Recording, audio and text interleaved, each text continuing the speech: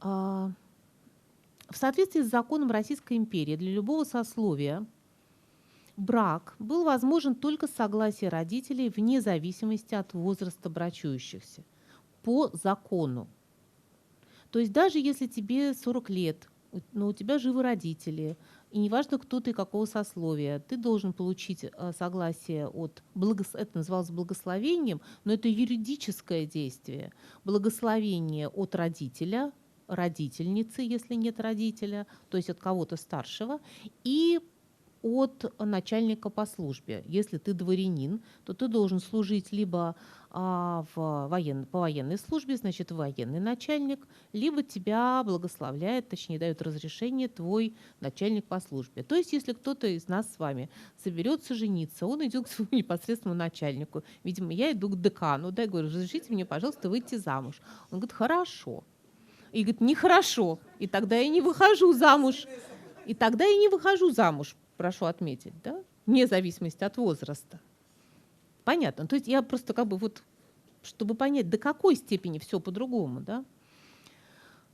И далее. Похищение девиц у родителей и опекунов для вступления с ними в брак, даже если это происходило с согласия невест, было противозаконным действием из закона.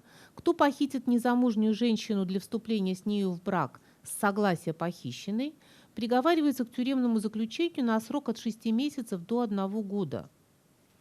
Ну, то есть все эти прекрасные истории про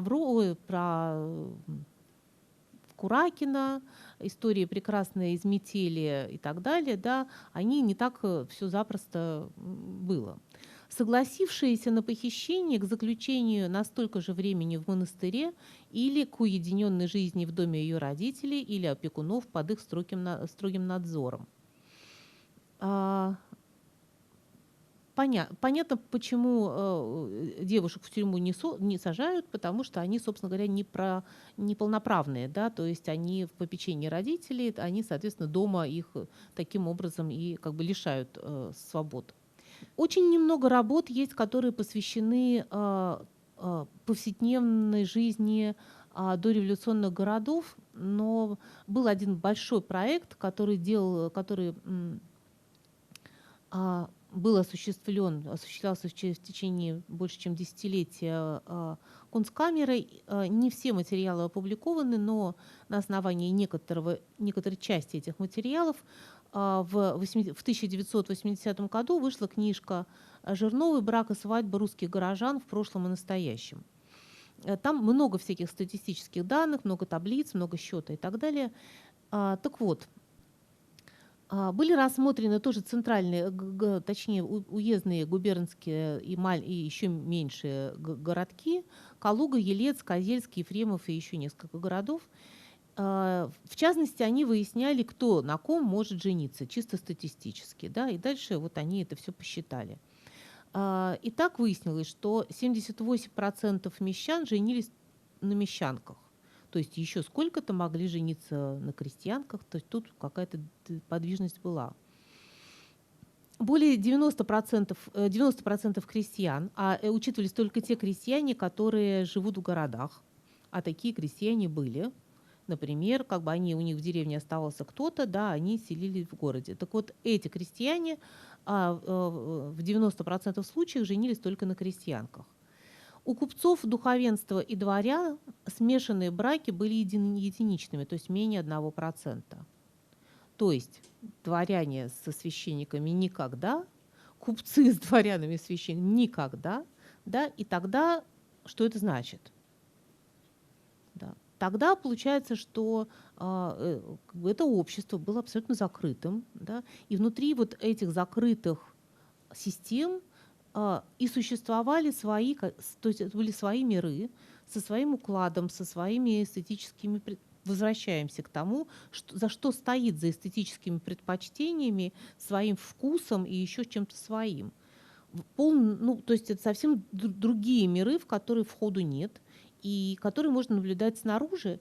Один из таких миров, который наблюдался преимущественно снаружи, это крестьянский мир. Он только снаружи и в основном и наблюдался. Этнографические исследования всегда смотрели снаружи на то, как крестьяне живут. Но были и интересные сюжеты такого рода, например, когда происходила всем известная история прохождения в народ, так называемая, да, как это выглядело. Я не знаю, как это выглядело по поводу всех, которые в народ ходили, но, например, все тот же Рыбников, который переодевался в крестьянское, вызывал большое подозрение как со стороны полиции, потому что непонятно, зачем он это делает, да, подозрительно.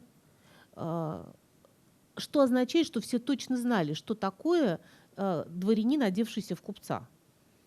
То есть это просто тут же сразу видно, да. Но, например, точно так же напрягались и сами крестьяне, потому что они не понимали, что за фигура появляется ряженая, да, и что, собственно говоря, кто он такой, что это он такое делает. То есть, соответственно, и туда, и сюда, да, были большие подозрения на этот счет, и по этому поводу есть много интересных описаний. Итак, да, теперь, наконец, уже подбираемся к свадьбе. Анализируя свадебные матримониальные стратегии французских крестьян, социолог Пьер Бурдье делает замечание, которое вполне можно применить и к этосу российской матримониальной традиции. Первичное воспитание, подкрепляемое всеми социальными опытами, стремится внушить такие схемы восприятия и оценки, другими словами, такие вкусы, которые распространяются не только на другие объекты, но и на потенциальных партнеров, и без какого-либо чисто экономического или социального расчета склоняют к исключению мезальянса. Ведь любовь, социально одобряемая, то есть предполагающая к успеху, есть ничто иное, как любовь к собственной социальной судьбе, которая объединяет социально предназначенных друг другу партнеров внешне случайными и произвольными путями свободного выбора. То есть как бы я выбираю то, что я выбираю абсолютно свободно, вот Васю, а не Петю. Да? Но на самом деле я выбираю в отношении тех горизонтов выбора, которые мне предложены внутри той традиции или той семьи, в которой я живу. Ну-ка мы погадаем на 4 королей. Ну-ка присмотримся, кто там они будут, эти господа. Да? Похоже, именно таким образом и работали эти системы. Горожане мещанского сословия заключали браки в пределах от своего города, то есть территориально ограниченные и, соответственно, сословно ограниченные.